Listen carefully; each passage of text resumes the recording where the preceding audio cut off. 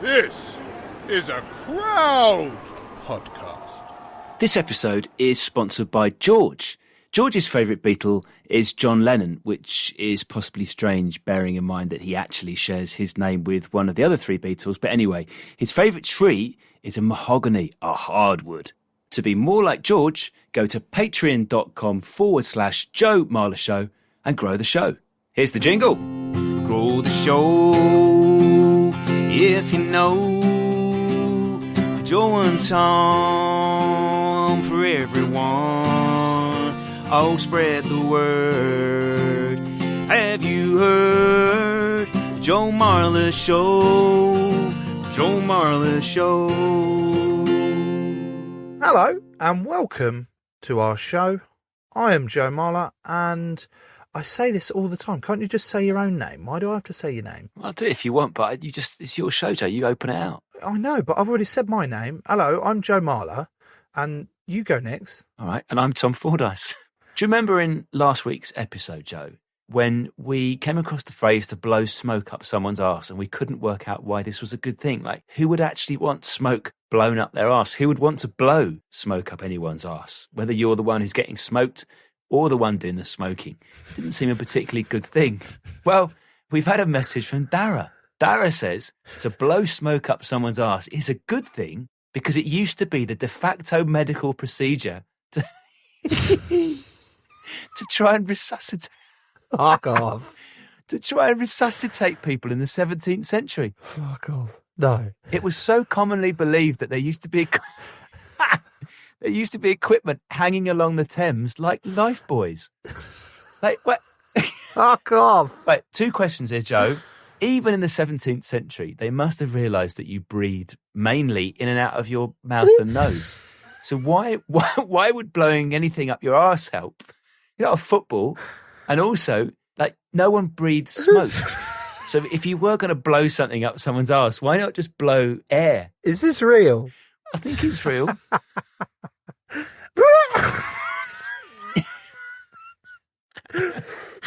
Do they do it like a blowpipe? Like, yeah. Or is it like a...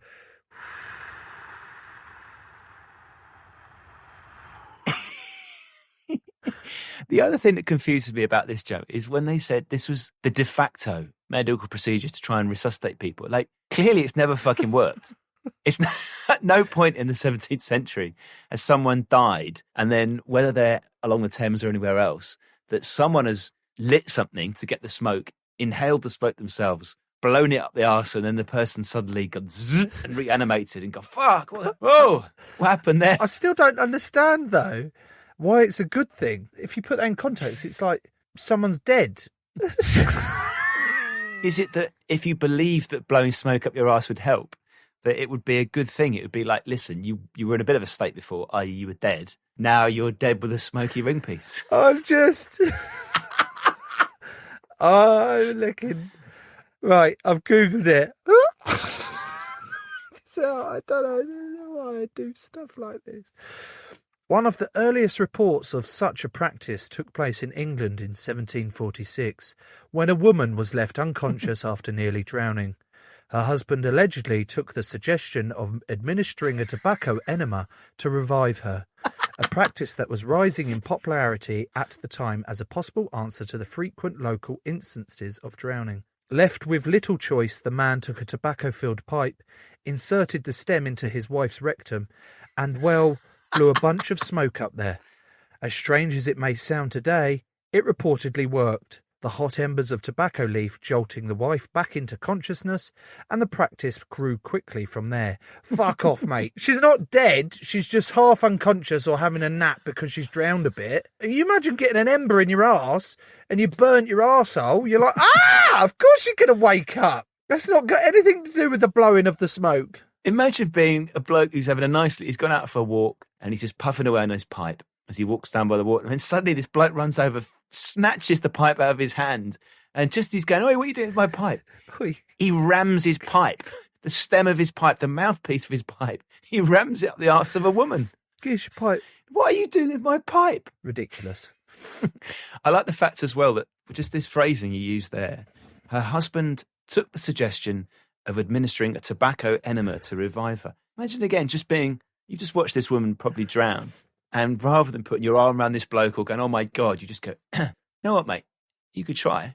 Well, you try tobacco enema. See what happens. Why the fuck are we talking about this? How's this leading on to whatever we're meant to be leading on to? I don't think it is really, Joe, but it was a message from Dara. Well, I'd like to thank Daragha immensely for that fact. Fair enough. Joe, would you like to do a shout out to Matt Williams? Yeah, I'd do a shout out. Shout out to Matt Williams, who has bought his wife a tobacco enema for whenever she drowns. No, seriously. They do it on Red Letter Days these days. You can get it from Red Letter Days. It comes in a car with a little picture of a lit pipe, and you can go and fulfil that voucher whenever you choose. Hey, to all you romantics out there, we got Valentine's coming up, and we are getting you a 50% discount on tobacco enemas sold by the Golden Virginia Tobacco Docks. Fuck knows where I'm going with this. Let's just go to the shout out now. Okay. A big shout out to Matt Williams, who's bought a Joe Marler Show t-shirt for his son. And I would suggest that is very good parenting. Well done, Matt. Oh, Joe, what I remember as well, so something else about last week's episode with BJ. Oh, here we go. Do you remember how BJ said he once ate toothpaste instead of tomato puree? Or he put toothpaste in a beef burger he was making rather than tomato puree? So listen, BJ, he's been back in touch with another update. Listen to this. Today I was making porridge. Nothing special about that. I usually put frozen berries in it as well to add some vitamins. So I sat down to eat my porridge, often resplendent with strawberries and raspberries. I took a spoonful and thought, tastes odd. I took another spoonful and nearly puked as I had bitten into a semi-frozen Brussels sprout. He says, I hate sprouts at the best of times, but I keep a bag in the freezer because my partner, for some weird reason, enjoys tasting Satan's hemorrhoids. This is out of order now. This is out of order. I'm sorry, BJ, that you've gone through that with a sprout, but you just have to be more careful in future, I'm afraid. Should we get a guest on, Joe? Yes, please. Can we get someone on? Enough of this nonsense. Our guest today is a weatherman. Is it weatherman or weatherman? Both work for me. This is the worst start you've ever done to a podcast, Joe. I'm shattered. I am shattered. I'm sorry. I am shattered. Trying to work out the kids' schooling. I'm coming back. I'm back in it now. You ready? We could just admire his suit more. Are these clouds or flowers on your t-shirt, on your shirt? They're little flowers. Oh, look at this. Oh, my God. How weird is this? You're in the bunk bed? Oh, wow. Oh, yeah, welcome to the bunk bed. Yeah. Very peculiar, this, isn't it? Never done a podcast from a bunk bed before, but here we go. Our guest today is a weatherman. His name is Owain Wyn Evans. I think I've got it right. Owain? Perfect. I've It nailed sounds it. like you're Welsh. It sounds like you're from Llanelli. I loved it. I'm going to open it up with how incredible you look. Oh, considering thank that you. you're working from home. It's lockdown. What lockdown are we on? 3, 4? We've lost count, haven't we? But that's very kind, Joe. Thank you. You know, one of the weirdest things about doing this job from home at the moment is obviously not just the fact that, you know, I've got a green screen in my house, but I have to get dressed up as if I'm going to someone's wedding every day just to like stand in my spare room or in the garden. And it's just bizarre. But why does a weatherman or woman, have I got that right? Do you say weather woman? Weatherman, weather weather girl, person? weather person. I think weather legend would be nice. Oh my gosh. I mean, I would love weather legend. If you're giving me that title, I will absolutely take it and run with it. I'd like to see my weather person telling me or forecasting the weather in the appropriate clothing that the weather's going to be. Like, I'd like to see like wellies and umbrellas used in really bad weather. Do you know what I mean? I'd quite like to see that more. Would the issue with this plan, Joe, be Owen would have to be in his swimming trunks in July, but also in a raincoat, and then have one hand in a glove and the other hand holding some sun cream? I think this is less BBC and more Channel 998, 989. Yeah, it is. Yeah. Surely there's a channel out there that supplies that sort of Content. Can I ask you some weather myths as we start off this show? The first one I've got, shepherds, are they bothered about red skies? Well, that whole red sky at night shepherd's delight thing is actually based on something called Rayleigh scattering. So Rayleigh scattering is where this is why we get a red sky at night or in the morning. And essentially what this is when the sun is lower in the sky, it has to travel through more of the atmosphere. And in doing so, it kind of scatters the more blue colours of the wavelength, and the longer wavelengths, which are red, are allowed to pass through, which is why we get a red sky at night. So that is based on something, because if there is more cloud in the sky at a certain height, you're more likely to see those clouds be illuminated by the redder colours, which is caused by Rayleigh scattering. So, yeah, there is a little bit of truth behind that, Tom. But why would shepherds in particular? Like, does this mean that shepherds want it to rain the next day? They say red sky in morning, shepherd's warning, because with this, if there are weather systems coming in from the west, for example, with us, maybe it's more likely that the clouds are illuminated by that Rayleigh scattering and therefore would appear red. And then they'd be like, oh, I better get my herd and, chuck it in the shed or whatever they would do. I'm not sure they chuck it in sheds. I don't know, but maybe they have to protect them, don't they, from the elements? Brilliant. Sheep are quite hardy creatures, aren't they? I mean, they have an inbuilt fur coat. True, yeah. I just wonder if a shepherd is the right thing. Maybe if it's a livestock farmer and he's looking after a mammal with a thinner skin, then maybe they'd be more worried about the weather. Joe, what do you think? I'm just still trying to get my head around this. Shepherd's sky at night is a pie delight. What was it? Red sky at night. Red sky at night. Red sky at night is a shepherd's delight. I thought it was something to do with that chocolate bar that's got jelly in it in the middle. Turkish delight. Yeah, is it nothing? Red wrapper at night, Turkish delight. And also, is it guaranteed that there's going to be a sunny day tomorrow, the following day? But then what happens if it pisses it down? I'm like, well, who's come up with these sayings? I'm not having it. I'm not having it. I would say that they're not meteorologically accurate, and they're not a great way of forecasting the weather nowadays. Let me get this right. You're saying that's not a very good way to predict the weather. Yeah. You used a massive word. I'm going to try and say it. It's a meteorological. Have I said that? It's close enough. We could go with that. Say it again. Meteorological. Meteorological. I can't do it. Was that it? Yeah, you got it. Did I get it? Yeah, you did. Oh, good. Yeah. Well, Steve, you can cut that one. Cut out the ones I fucked up, please. If that's not the best way to predict the weather, are you telling me that me looking in when I'm driving up the M25, me looking at some of these fields with a load of cows in, they've decided to lie down or sit down? Well, no, they definitely lie down. The cows are lying down. Do cows sit down? Well, they'll go on all four legs. They don't just rear back, do they, with two legs up in the air? Yeah, like a cat. Yeah, have you ever seen a cow sat like a cat? No. But maybe we just need to give them some chairs. Like, we haven't put chairs in any fields of cows, have we? If we put some, like, lazy boy recliners, maybe we'd see some cows kicking back. Absolutely, Tom. Anyway, you're telling me that cows lying down is not a guaranteed sign that they know that the weather is about to piss it down. I reckon the cows lying down or sitting down or whatever way they might be resting, I think there might be something in that because, when we get bad weather, most of the time that's the direct result of low pressure coming in. So when we get high pressure, imagine it's like pushing down on the surface and like keeping clouds and weather fronts away. Whereas low pressure allows for things to come in. That's kind of the best way of imagining it happening, I guess.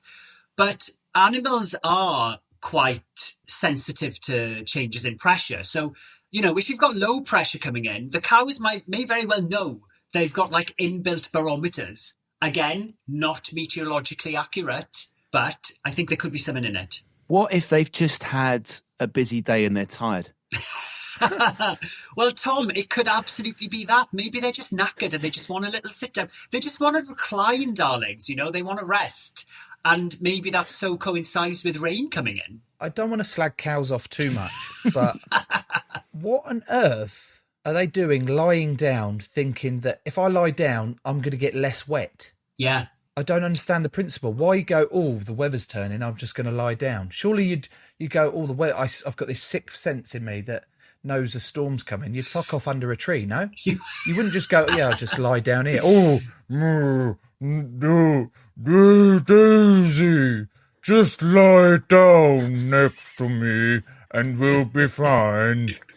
Why are they doing that? I'm not slagging them off, but that seems really thick. Very kind of accurate bovine impression there. I loved it. It was, wasn't it? It was. Maybe they're trying to keep the ground dry. So, that their little feet that are tucked underneath them can stay dry.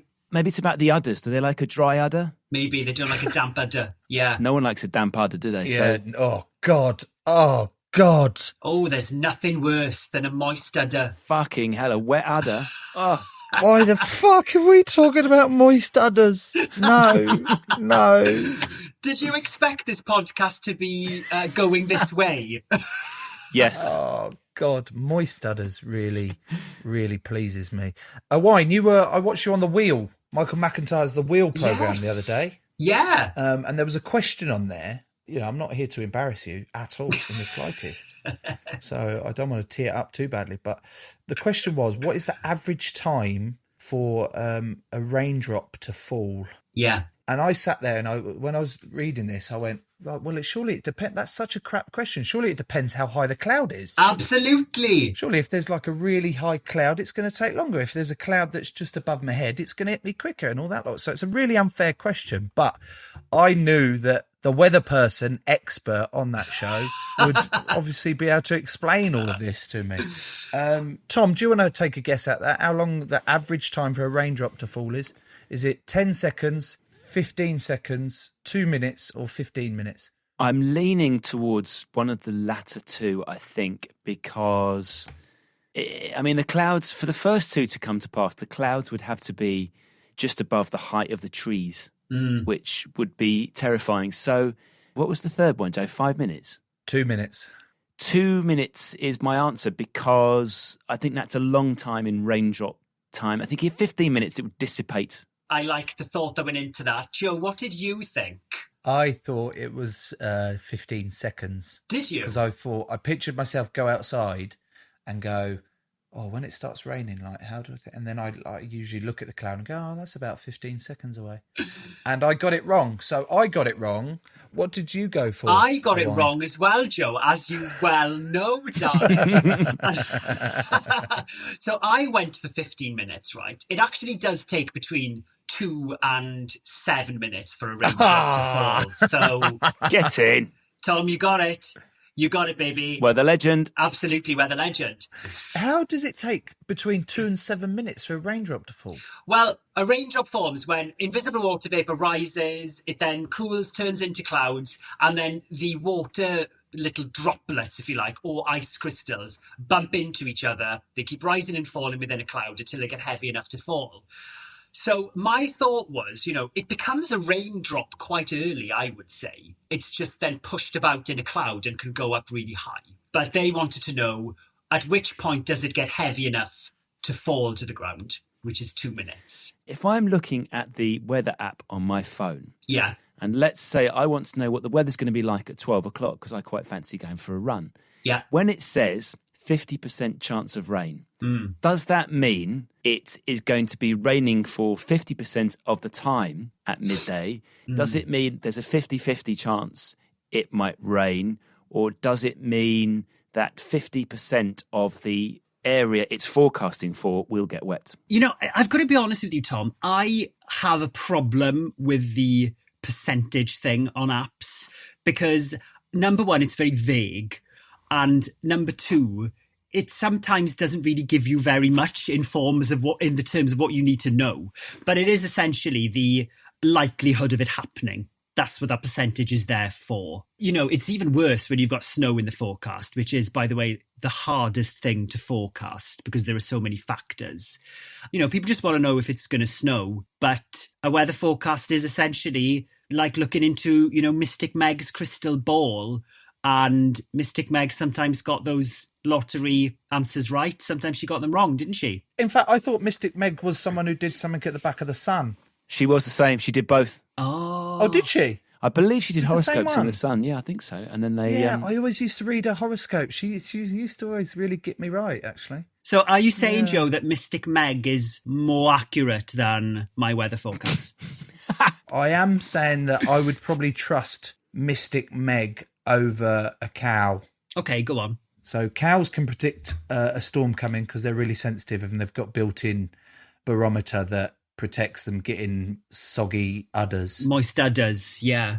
Why do we say it's raining cats and dogs? Is this anything to do with medieval times where people used to throw like animal guts out of their windows? Oh, yeah. Do you know what I mean? It's some sort of weird memories trying to get out of my head here. When you say it's raining cats and dogs, it's to do with people lobbing cat guts out of windows. Lobbing like these septic animals over castle walls and stuff. Yeah. Yeah. The Welsh translation of that is it's raining old ladies and sticks. Old ladies and sticks? Are they sticks belonging to the old ladies? They're walking sticks. It's Mae'n bwrw hen wragedd a ffyn. Mae'n bwrw i'r hagyd ar ffen. Wonderful. So apparently this is one. Red sky at night, sailors delight. Red sky in morning, sailors take warning. Why has it gone to sailors? I would say sailors are probably more likely to want to know what the weather is doing because they could probably die, couldn't they? Oh, right. So it's actually more important. Well, I think so. Oh, yeah, What do you think than shepherds? I mean, shepherds are very important. I didn't know if shepherds still existed. So I thought that was like back in when Jesus was born and that. Are there still real shepherds now? Yeah. I just thought they'd leave them to dogs. The sheep, certainly in this country, tend to be grazed at higher altitudes where it's more likely to be wet. So I think most shepherds would accept as an occupational hazard that they're going to be in the rain a lot of the time. Yeah. So I think that sailors would be more bothered. Is there some element of wind here, Owain? Sailors love their wind. Yeah, they Does do. Red sky portend a heavy wind? Well, if we're looking at the incoming storm, and we're talking about the Rayleigh scattering that I mentioned earlier, where the sky turns red or pink, if it's low pressure and a storm, you would get stronger winds around that. So they're probably going to be more bothered by wind than water, aren't they? I mean, they're surrounded by water. They're actually moving on it. So the wind is more of an issue for a sailor, I would say. So my next one is clear moon, frost soon. I should do it in a better voice, as if I'm seeing it. Oh my goodness. Here, come look at this. Here, Tom, come check this out. There's a clear moon, frost soon. Has anyone heard that one? I've heard that one. Yeah.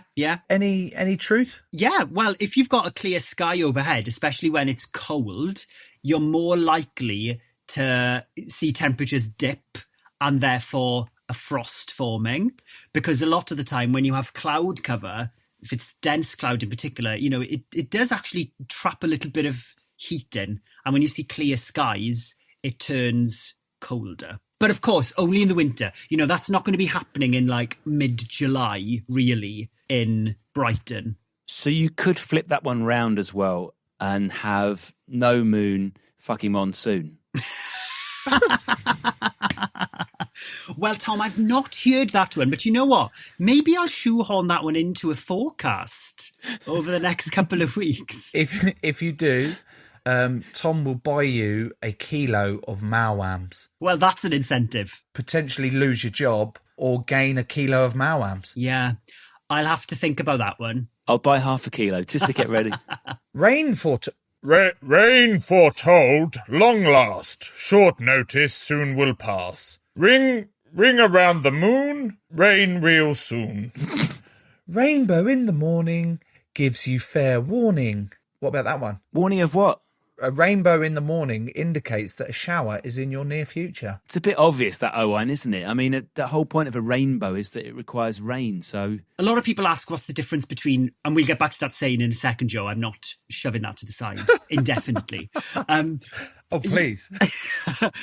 In order to get so rain is basically non-stop or precipitation over a long space of time, whereas a shower is like a short, sharp burst. So you're more likely to see sunny spells around a shower because of the very nature of a shower. So the saying, Joe, that, there's a shower en route if you see a rainbow, well, yeah, I suppose there could be some truth in that, but it does depend where you are and, where the shower is going to, because showers are so localized.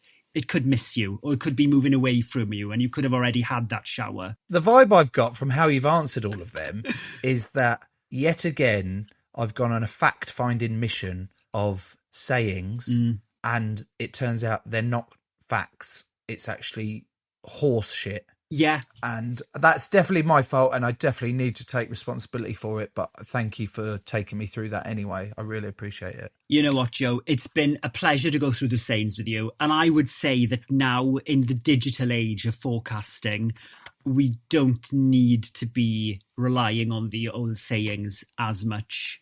And they can't be relied on, I'm afraid. Right, advert time. While we're here, we do know that Josh listens to this while out running, and Andy listens while out for a walk. Josh will probably be finishing his 5K about now. He's quite quick. Josh, well done. Keep going, Andy. Go on, Josh. Go on, Andy. Love that from you. This episode is sponsored by Dave Southworth. Dave's favourite year was 2010, mainly because he played a lot of Modern Warfare 2 with his mates. 2010, classic year for Modern Warfare 2. Dave's star sign is Libra, that's the one with the scales and the other shit.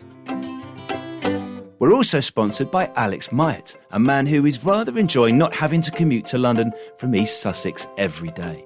Alex likes scrambled eggs, and he once saw Joe outside a supermarket.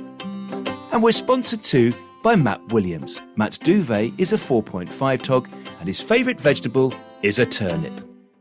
To be more like Dave, Alex and Matt, go to patreon.com/Joe Marler Show and grow the show. Well, it's a quiz. But this time it's a podcast. Yes! With me, Mikita Oliver. I was going to go with that at first, I really was. I love a quiz. I'm nervous. Oh, How many edges does a 20p have? oh my gosh. Oh my God, I'm doing so badly. We will quiz, we will chat, and then we will repeat. Forever. Just search Quiz Chat Repeat in your podcast app. Right, those were the ads. I've got some scenarios I'd like to run through, if that's okay, Tom. Joe, you go for it. What about this old story I heard that there was this old man once. It was this very well-known story. There was these brothers, and they were in the house one day, and they went, "I'm going to go down the shop and get the paper," and the other brother said, "Yeah, I'm going to do that too." Oh, this story. And he said, no, I want to do it first. And they both said, okay, well, I'm going to go down the left-hand side of the road. Yeah. And you're going to go down the right-hand side of the road. And okay, fine.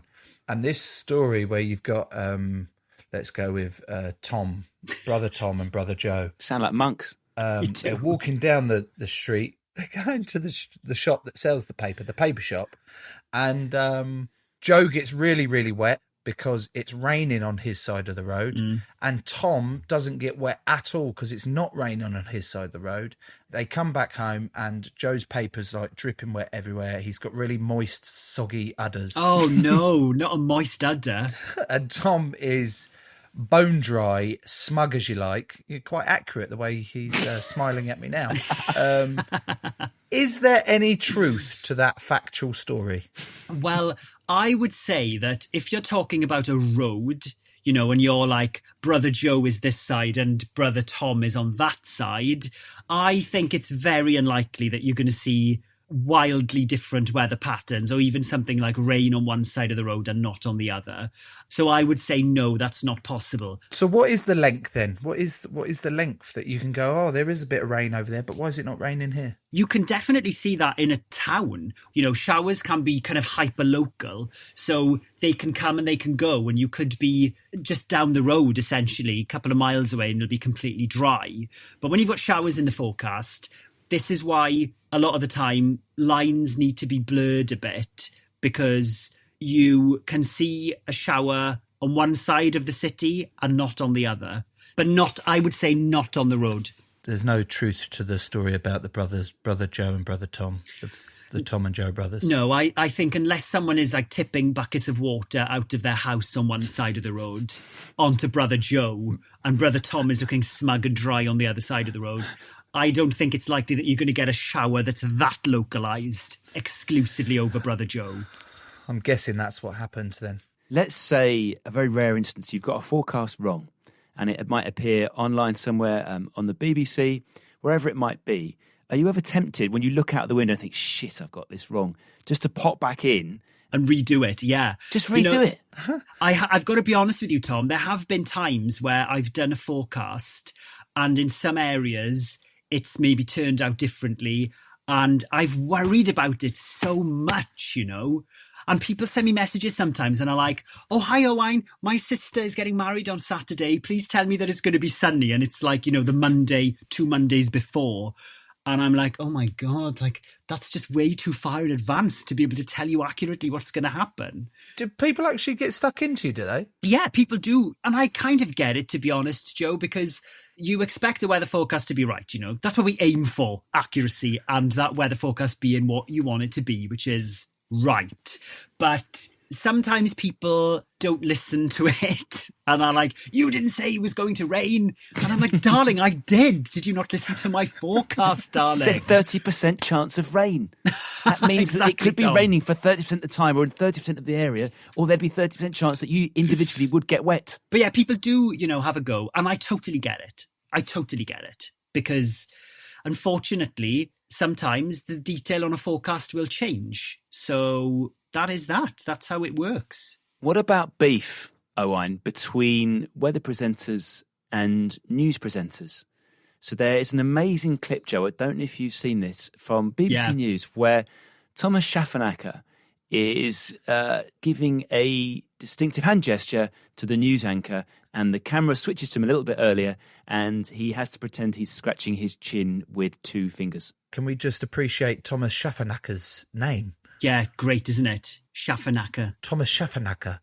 Thomas Schaffenacker. Oh, sorry, please carry on. Thomas Schaffenacker is an absolute darling. I aren't going to comment specifically on that clip that you're referring to, you two. It's a beauty, though, isn't it? What I can say is that news presenters and weather presenters always have a great relationship because you're working with these people and the news has been pretty crap over the past 12 months and more. And it's often that time in a programme where you get to the sport, to get to the weather, where you can have a laugh. So that was Thomas Schaffenacker's cock-up that you haven't commented on. Only me and Tom have commented on, which is fine. What about your own mistakes? Have you made mistakes live or? One thing that for some reason producers love doing is putting a weather presenter in the weather. So with a beast from the east, for example, it's like, oh great, the beast from the east is coming, darlings. Oh, Owain, get on top of a mountain. I want to see you in that snow and I want to see a blizzard running through your hair.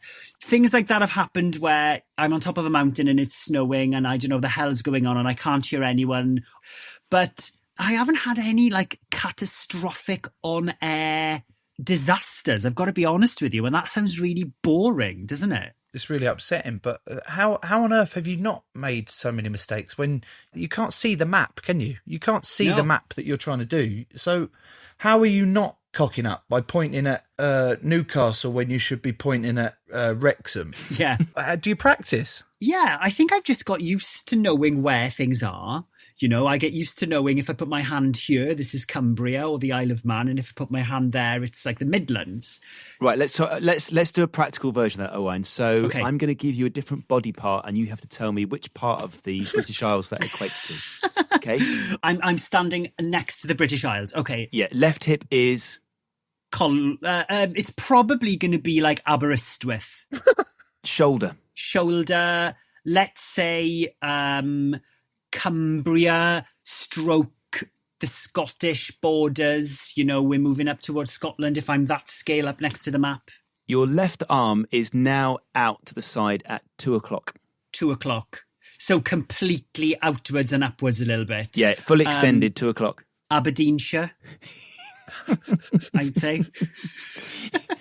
Is it a problem for a weather forecaster then if you've got slightly shorter arms than most people? Would you never cover Norwich? Yeah, there's a lot more moving around, I would say, Tom. It gets a bit more physical then, I've got to mince over and point at Norwich.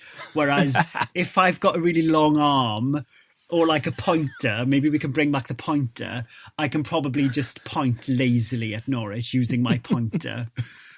There's so much in me that really wants to apply for the job who's in control of what you put on the green screen. I'm sure you would.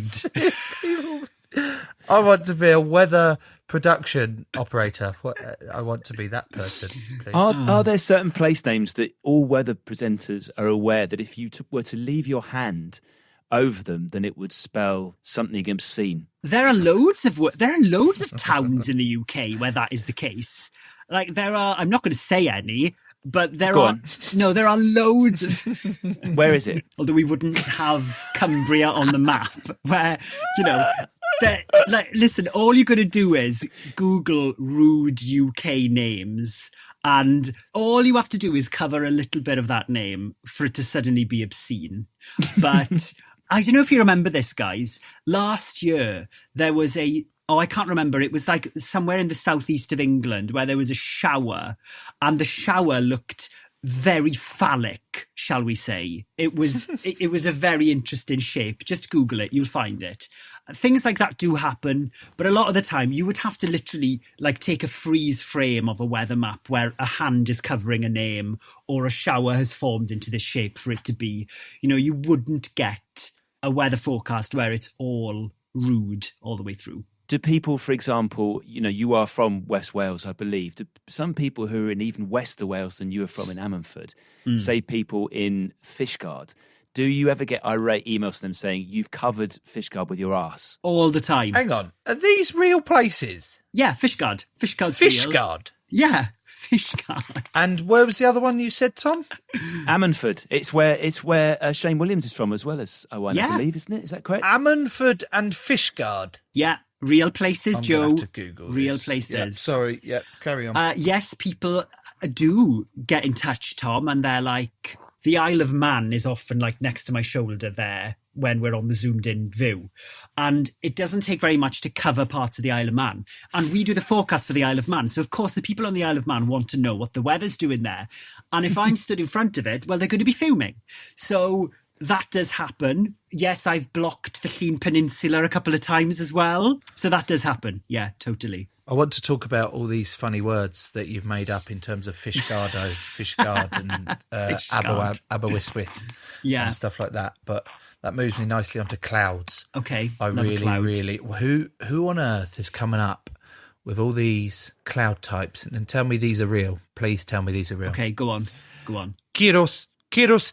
Cirrostratus. Cirrostratus. Yes. Oh, cirrostratus. Yours sounded Italian. Cirrostratus. Cirrostratus. It was very Italian. I'll say them. You give me the shape. Okay. So, wow, this comes up a lot in the weather. Altocumulus. Oh, my God. Altocumulus. Yes. So, do you want me to go for cirrostratus first? Yeah, go with cirrostratus shape, please. Okay, so cirrus clouds, which cirrostratus is a part of, are high-level clouds, and a cirrostratus would be quite a thin, wispy cloud, but also like one piece a lot of the time, not like dotty here and there, like a cirrocumulus, for example. So like the front of my hair, very wispy and, like high, thin. Just like that, just like that. Cumulonimbus.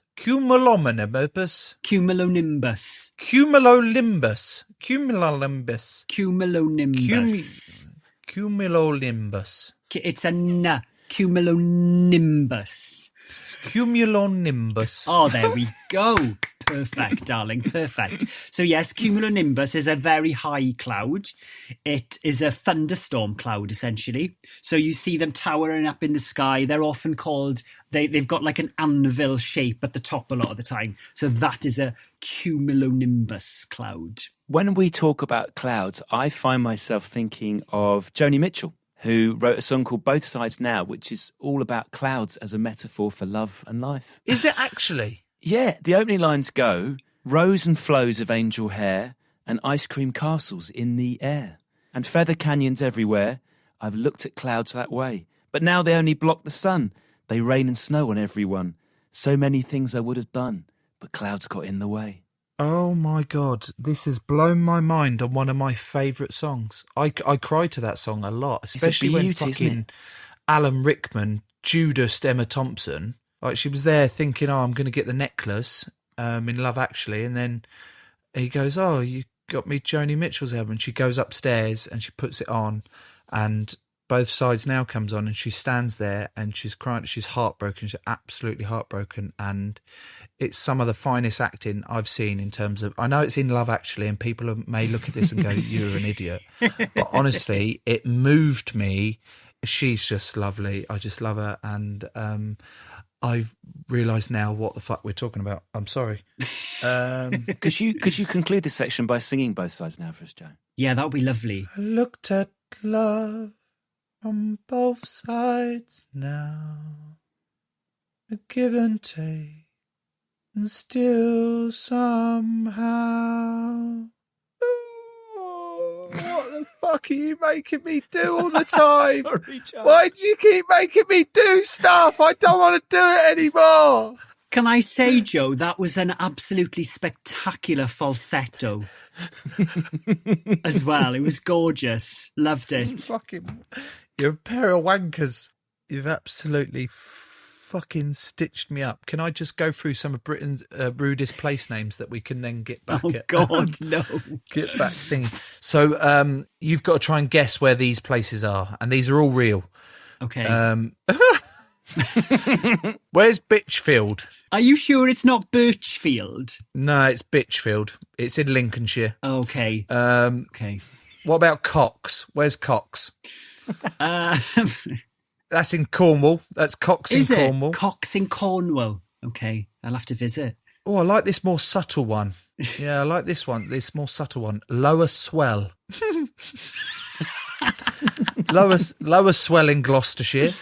Netherthong in Yorkshire is really good. Did you say leather thong? No, Netherthong. As in you've got a thong up your nether regions. But there's also an upper thong, FYI. Oh, where's that? Upper thong is in Yorkshire. Oh. Yeah. This is bollocks, I've just found. This is ridiculous. I've just found Beaver Close.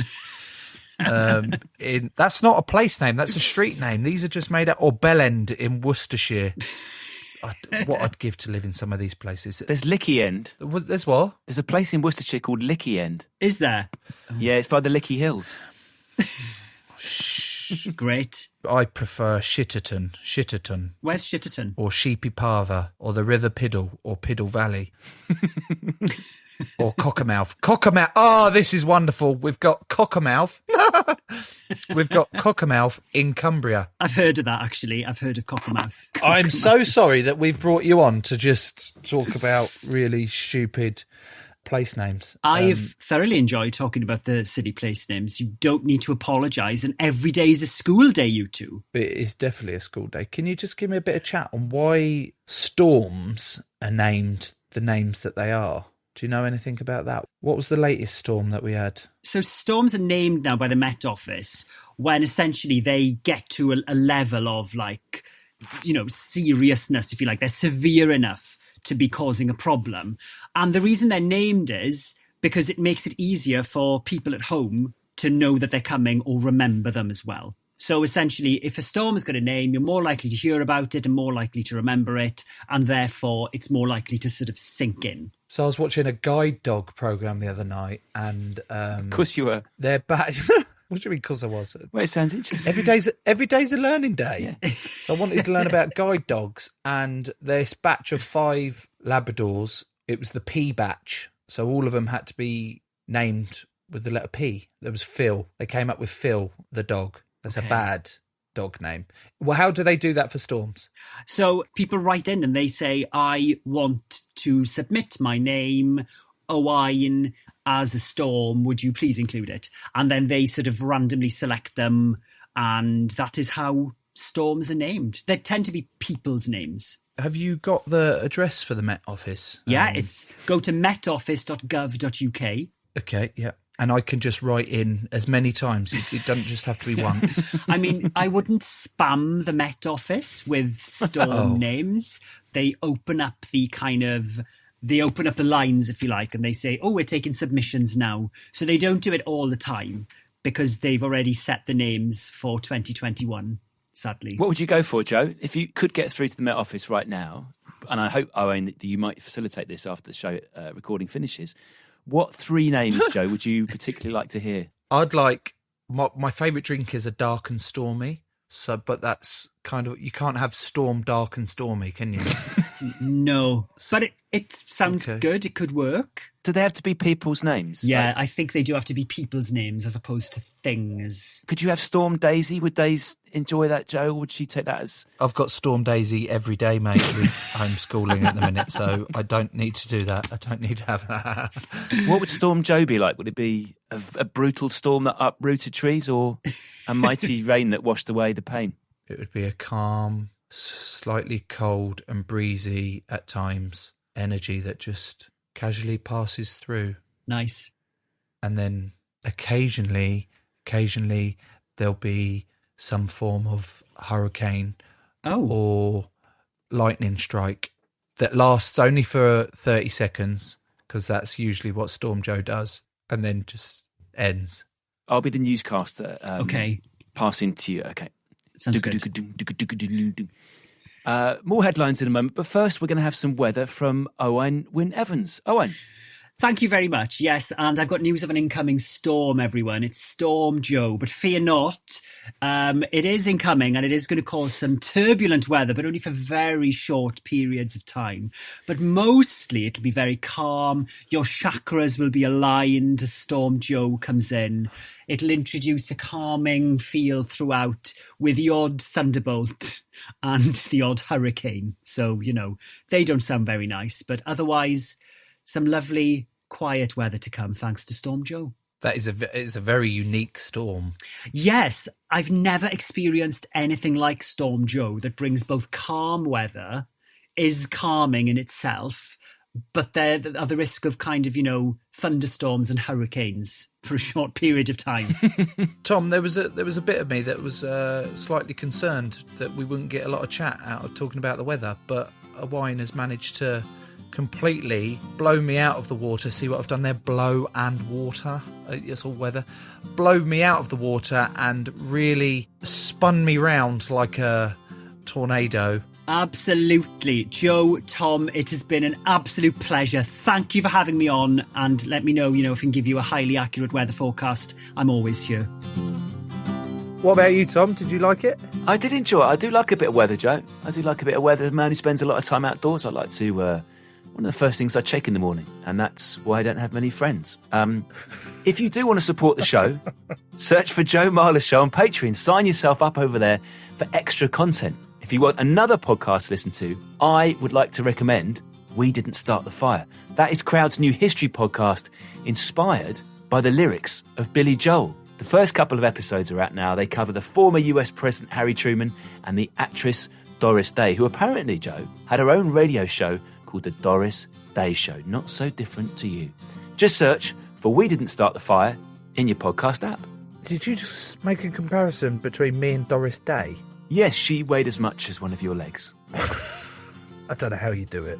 Who's on our next episode? It's a lawyer. Law. Yeah. What is it good for? Keeping all the justice. Sing it again. Law. Yeah. What is it good for? Sorry. You got enough there, Steve, you can use on that one? Cheers. Crowd Network. A place where you belong.